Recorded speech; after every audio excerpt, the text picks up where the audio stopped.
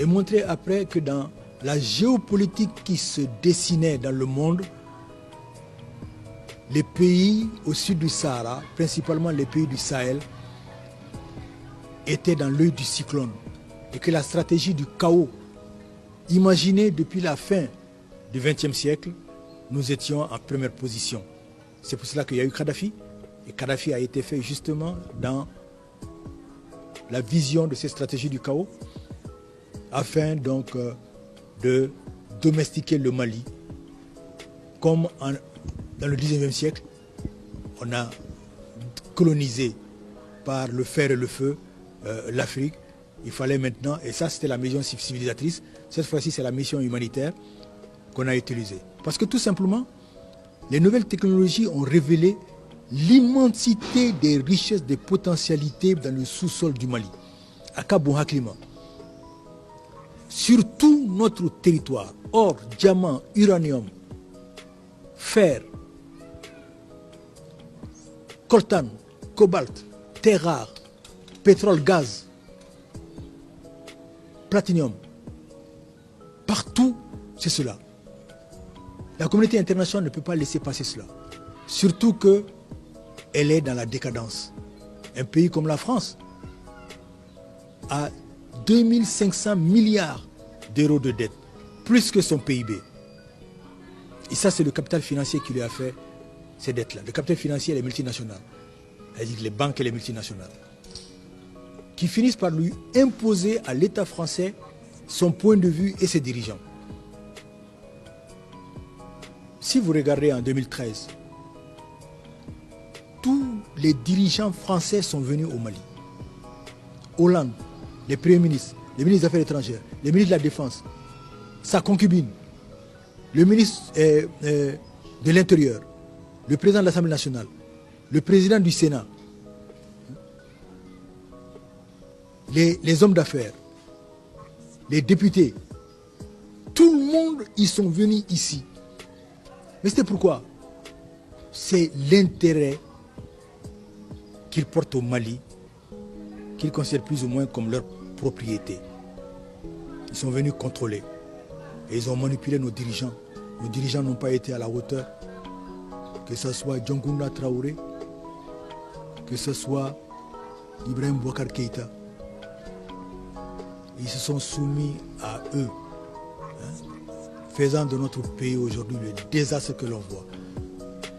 Comment on peut fermer les yeux sur cela? Comment on peut ne pas être actif et voir comment apporter sa petite contribution à mettre fin à cette tragédie? Les hommes meurent depuis Aguelok. Aguelok où jamais il n'y a eu de dénonciation de la part des Français. Au contraire, Aguelok c'est du 18 au 24 janvier 2012. Amadou Traoré Dibad, le capitaine, il a tenu bon. Personne n'est venu le secourir. Ni du Mali, ni de l'Afrique, ni de l'Europe. 100 personnes ont été sauvagement massacrées par les rebelles et les terroristes en association. 24 janvier, fin de la tragédie. 26 janvier, le ministre des Affaires étrangères de France, Alain Juppé, déclare sur Européen Relais sur RFI. Le MNLA est en train d'enregistrer des succès éclatants sur le terrain. C'est une honte. C'est une honte. Sans oublier ce qui s'est passé à Kidal.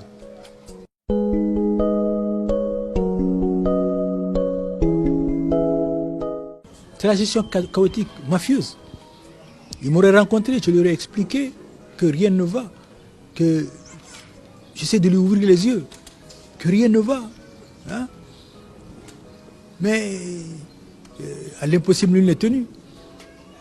Devais-je me taire? Devais-je laisser? Non, les gens m'ont sollicité, nous sommes partis ensemble, vraiment pour faire cela. Ce n'était pas contre Ibrahim Boubacar Keïta, c'était contre le régime dont il était le chef. Forfaiture, viol de la Constitution, parjure, détournement massif et impunité puisqu'il protégeait les gens qui étaient les responsables de ces détournements. Et en même temps, chose très très grave, empêcher l'armée d'être dotée de moyens militaires et logistiques pour aller sauver la patrie.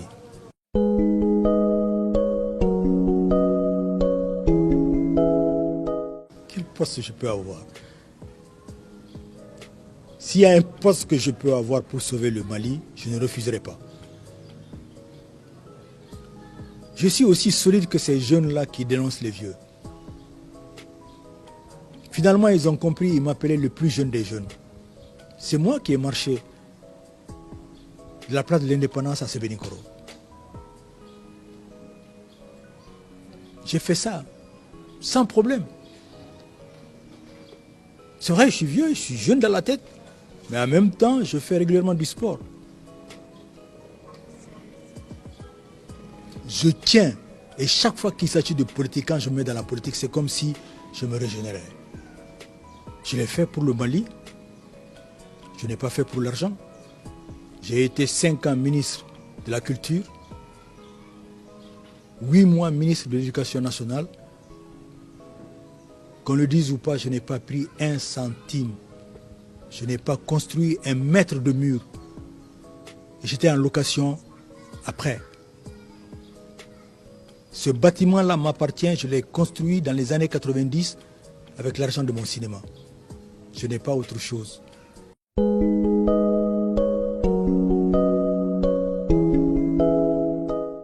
La motivation, sauver la patrie malienne. Amener une autre gouvernance, un autre régime qui puisse permettre aux Maliens de s'enorgueillir d'une vie paisible, d'une vie honorable, leur permettant d'envoyer leurs enfants à l'école, de soigner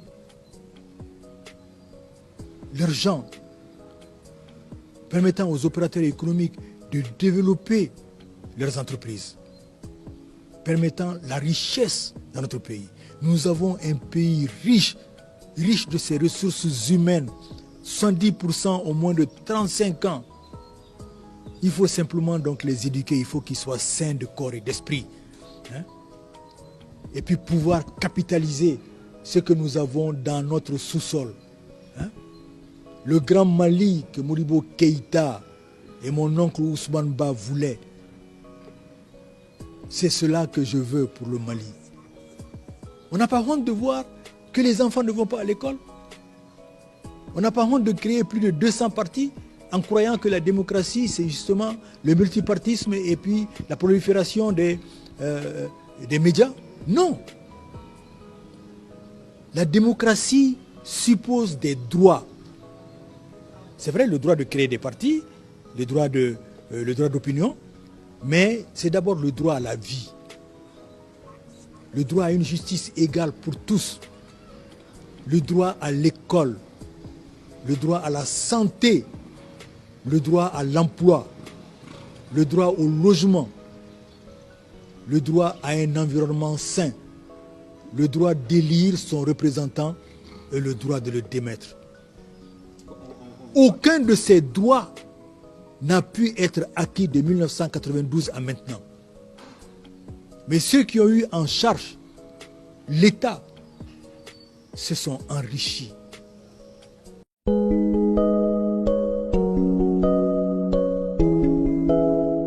Oui, la première fois qu'on s'est parlé, je lui ai dit, je lui ai fait des propositions.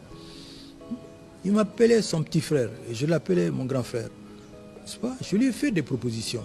Je pense qu'il était rentré dans un engrenage avec 34-36 ministres qui faisaient ce qu'ils avaient envie de faire, qui n'avaient aucune vision en réalité. Et de plus en plus, l'insécurité se développait. Hein? Et puis, il y a cet accord de défense avec la France qui nous lie complètement les pieds et les mains. C'est-à-dire, il n'y avait pas de nationalisme, il n'y avait pas donc de vision, de programme politique qui puisse répondre aux besoins de la population malienne.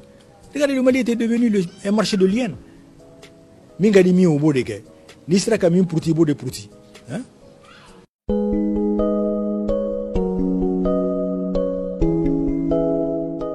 Dunga, qui est le communicateur de la CEMAS, il a toujours essayé de tirer la couverture à la CEMAS et puis à mettre Kaoudjim sur un strapotin.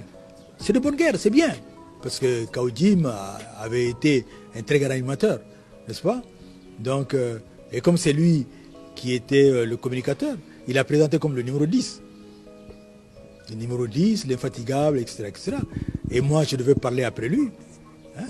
Et je suis venu, j'ai dit, bon, c'est bien le numéro 10, mais moi, je suis le numéro 9, c'est moi qui marque le but. Ah, je lui ai dit, c'est moi qui ai marqué le but le 18. Je leur ai dit cela. Je dis que nous avons le peuple qui est derrière à l'arrière-garde, balance au numéro 10, le numéro 10 balance à moi, j'amortis avec la poitrine et je secoue les filets. Hein? Bendolachi, Djeloula. Hein? C'est moi le numéro 9. Hein? C'est moi qui suis de l'avant. Et que quand on est entre politiques, c'est la guerre des mots. Hein? Et puis dire que c'est lui le numéro 10, c'est nous mettre à l'arrière. On ne peut pas accepter ça.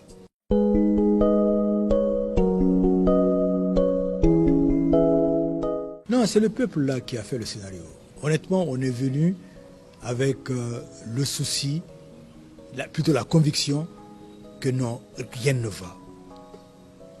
Que ce régime a trahi, que ce régime a mis en place donc un programme de destruction et d'abandon de la souveraineté, destruction du pays et d'abandon de la souveraineté. C'est cela la réalité. Quand vous laissez Kidal entre les mains donc du MNLA, de la CMA et de HMUA, quand vous laissez installer 4 bases françaises, quand vous laissez installer la MINUSMA, mais avec tellement de moyens, et que malheureusement, l'insécurité continue à aller grandissante, il faut se poser des questions. Non.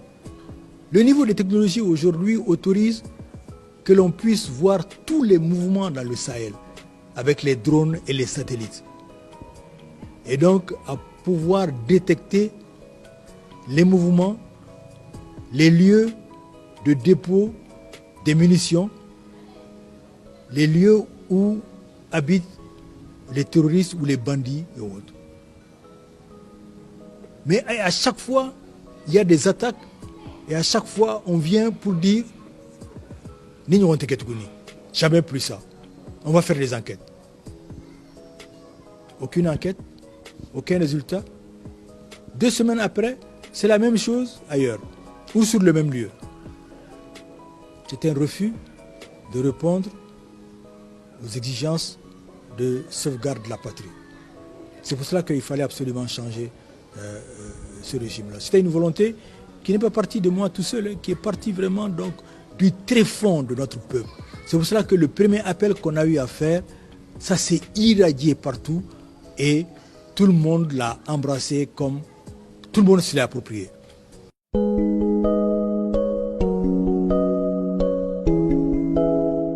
Ça s'est passé de façon très démocratique. C'est l'imam Diko qui est venu faire la proposition. Au moment où on était tous convaincus qu'il fallait aller jusqu'au bout, jusqu'à la démission de Ibeka et de son régime. Il est venu faire la proposition de le maintenir et de faire la transition avec lui. Moi, en tant que premier responsable de MK, je suis à M5 sur la base d'une stratégie, c'est de faire partir Ibeka et son régime.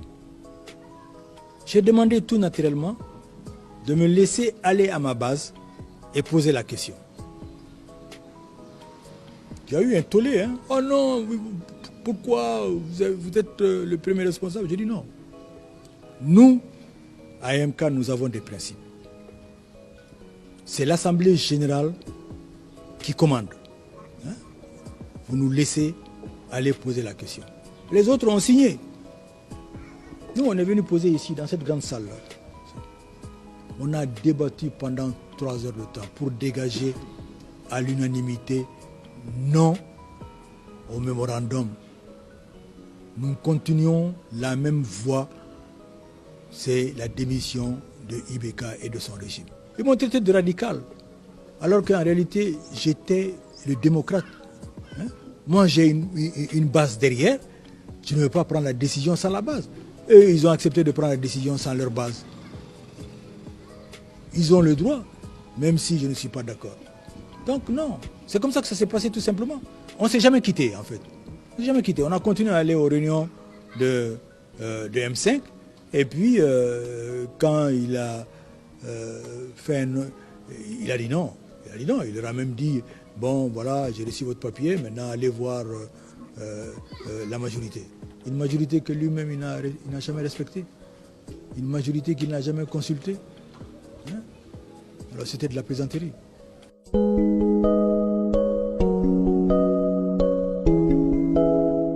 Ah non, j'ai accepté l'autorité morale. Mais j'ai été très clair pour dire il est l'autorité morale, il n'est pas l'autorité politique. Ce ne sont pas des hommes politiques aguerris comme Muntaga, Konimba Sidibé, Modibo Sidibé, Madame Si, Shogel, Suleiman Kone,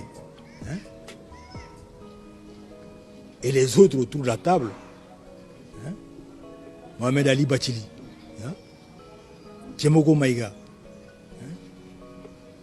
Aliou Sankare, Boubacar Traoré, Ibrahima Ikassa Maïga, Kader Maïga. Ce ne sont pas des hommes aguerris comme cela qui peuvent se soumettre à l'analyse politique, à la vision politique d'un imam, si grand soit-il. Il n'a pas cette capacité d'analyser la situation politique et économique de notre pays et en sortir donc une vision, un programme. Non. Et je l'ai dit clairement ce jour-là, je dis non. Il faut que l'imam comprenne qu'il est l'autorité morale et on le respecte pour cela. Mais il n'est pas l'autorité politique, il ne peut pas être l'autorité politique. Si vous l'acceptez, moi je ne l'accepterai pas.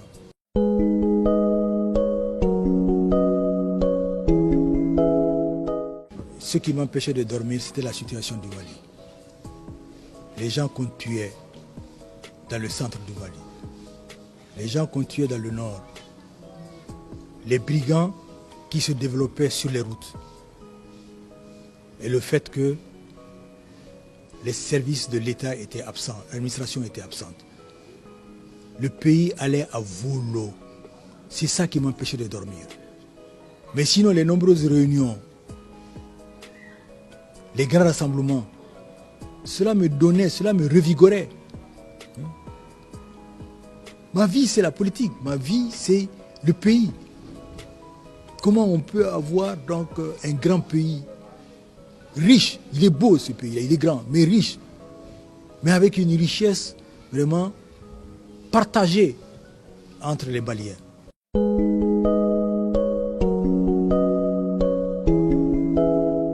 On était d'accord aussi vraiment pour faire la transition et aller vraiment vers le changement. Parce qu'on demandait la démission de Ibeka et la fin du régime de Ibeka. Ce qui voulait dire qu'il fallait procéder à la mise en place d'une gouvernance vertueuse, n'est-ce pas? Et on avait ça en point de vue. Donc, préparer une transition. Le hic a été qu'il n'a pas été accepté qu'on prépare à l'avance la transition. C'est-à-dire, mais nous l'avons proposé. Et MK a dit, nous allons inéluctablement vers la fin de ce régime-là. Alors ne soyons pas surpris. Préparons les textes de la transition. Préparons les différents organes possibles pendant la transition. Et allons même vers une unité qui nous amènerait à choisir quelqu'un pour la présidence de la transition. Ou quoi pas Kwanganto et Ibeka Kabe. Politiquement, on n'a pas accepté de se pencher là-dessus. C'est ça le grand problème donc, de la classe politique malienne. toujours préoccupé par autre chose que principalement l'avenir du pays, dans le sens donc de le faire pour le bonheur des Maliens.